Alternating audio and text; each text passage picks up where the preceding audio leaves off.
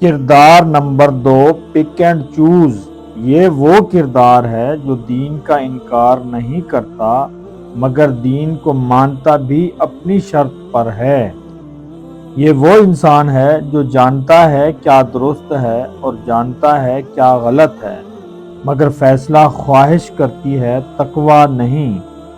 یہ عدل کی بات کرتا ہے جب عدل اس کے حق میں ہو، اور انصاف کا نعرہ لگاتا ہے جب نقصان اس کا ہو رہا ہو، مگر جہاں عدل کی قیمت خود اسے ادا کرنی پڑے وہاں یہ فوراً اپنی دلیل بدل لیتا ہے۔ مگر 400 سالہ دور کے گمراہ کن نظریات اسے بہادر بنا دیتے ہیں۔ یہی ہے پک اینڈ چوز۔ یہ دین میں سے وہی حصہ لیتا ہے جو اس کی خواہش کو سہولت دے، اور وہ حصہ چھوڑ دیتا ہے جو اس کی خواہش کو روکے۔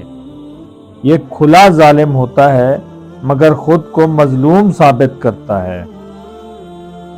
یہ کہتا ہے سب برابر ہیں مگر ذمہ داری برابر نہیں اٹھاتا۔ یہ جلد باز ہوتا ہے، جلدی نتیجہ چاہتا ہے، جلدی فائدہ چاہتا ہے، اور ذرا سی محرومی پر حسد میں مبتلا ہو جاتا ہے۔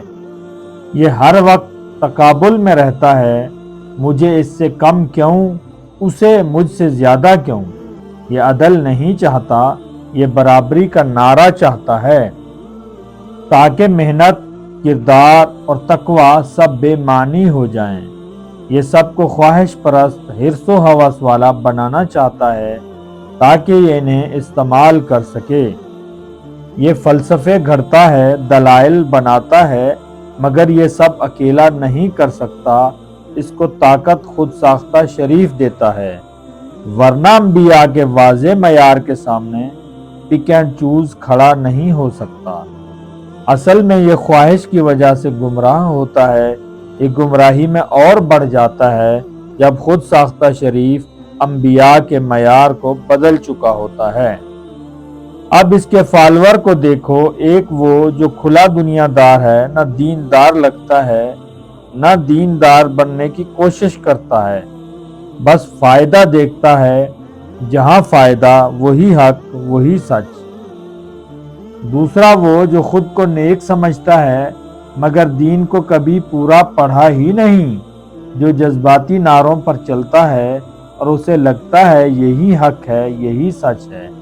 یہ دونوں پک اینڈ چوز کے ایندھن بنتے ہیں، اور جب مخلص ایمان والا یہ سب دیکھ کر بھی خاموش رہتا ہے تو یہ کردار مزید مضبوط ہو جاتا ہے۔ اسی لیے پک اینڈ چوز معاشرہ توڑتا ہے مگر شور مچا کر نہیں، نعرہ لگا کر۔ اگلی قسط میں ہم دکھائیں گے کہ یہ دونوں کردار عوام کی نفسیات کو کیسے استعمال کرتے ہیں اور کیوں عام آدمی بہاؤ میں بہہ جاتا ہے۔